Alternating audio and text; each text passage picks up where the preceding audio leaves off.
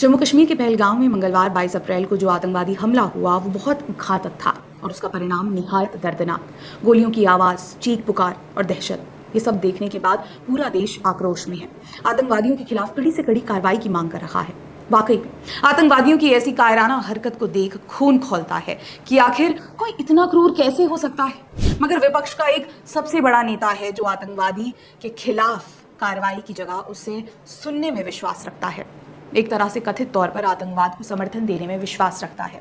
मैं बात कर रही हूं नेता विपक्ष राहुल गांधी की, जो आज सोशल मीडिया पर आतंकवादियों पर ज्यादा बात ना करते हुए और भारत सरकार पर एक बार फिर हमला करते हुए पहलगाम के आतंकवादी हमले पर फॉर्मेलिटी पोस्ट के जरिए संवेदनाएं तो व्यक्त कर रहे हैं, मगर 2 साल पहले अपनी भारत जोड़ो यात्रा के वक्त वो कश्मीर इसलिए गए थे ताकि आतंकवादियों को सुना जा सके, उनकी परेशानियों को सुना जा सके। अगर आप अभी भी कंफ्यूज्ड हैं कि मैं किस बारे में बात कर रही हूं, तो आइए आपको मैं राहुल गांधी का 2 साल पहले कैम्ब्रिज में एक संबोधन के दौरान का बयान सुनाती हूं।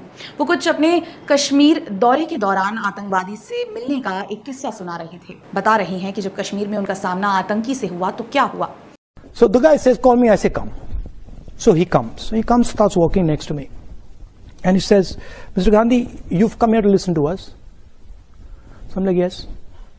So he's like, "That's interesting." He's like, "You really come here to listen to us?" And I'm like, "Yes." So he's like, "Good." And then he says, "You see those guys over there?"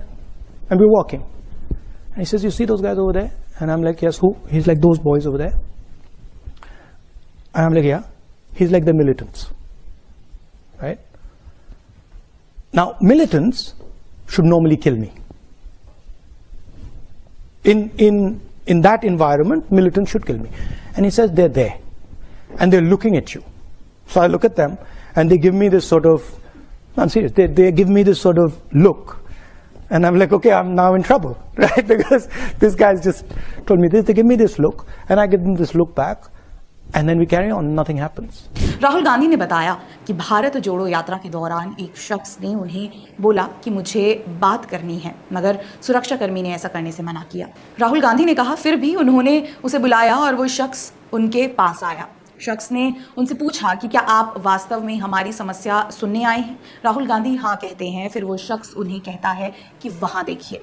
शख्स ने बताया कि वे लोग आतंकवादी हैं। यानी राहुल गांधी का दावा था कि उन्होंने अपनी भारत जोड़ो यात्रा के वक्त आतंकवादी को देखा, मगर कोई कार्रवाई करने की जगह वो उन्हें वहां सुनने गए थे, यानी उनके परेशानियां सुनने गए थे। सोचिए, अगर उस वक्त आतंकवादी को देखने के बाद राहुल गांधी आतंकवाद के खिलाफ कार्रवाई की मांग कर देते तो शायद आज के पहलगाम जैसी घटना नहीं होती, लेकिन उन्होंने ऐसा नहीं किया। और देखिए, आज इतना बड़ा आतंकवादी हमला हो गया, वो भी धर्म पूछकर। वाकई में राहुल जी, क्या आपको ऐसा लगता है कि हमें आतंकवादियों की परेशानी अभी भी सुननी चाहिए? गोली चलाने से पहले आतंकवादी क्या किसी की परेशानी सुनता है? आतंकवादी तो एक ही चीज सुनता है, और वो ये है कि हिंदू है तो मार दो, सब खत्म कर दो। मगर राहुल गांधी आतंकवाद की आवाज सुनते हैं। वैसे राहुल गांधी से उम्मीद भी क्या ही लगाई जाए, ये वही है जो जम्मू कश्मीर जाकर वहां की जनता को भारत सरकार के खिलाफ बरगलाने का काम करते हैं। राहुल गांधी के इस तरह के बयान उनकी आतंकवाद के खिलाफ नहीं बल्कि उनके पक्ष में समर्थन को अधिक दर्शाता है। यही कारण है कि वो इस आतंकवादी हमले पर अधिक बात करते कहीं भी नजर नहीं आ रहे। ऐसे में क्या ये भारत की सुरक्षा के लिए खतरा नहीं है कि भारत का नेता विपक्ष आतंकवाद का कथित तौर पर समर्थन करता है? ऐसे में जम्मू कश्मीर के पहलगाम में जो आतंकवादी हमला हुआ उसमें राहुल गांधी का संवेदना देना केवल ढोंग ही है, उससे ज्यादा और कुछ नहीं है।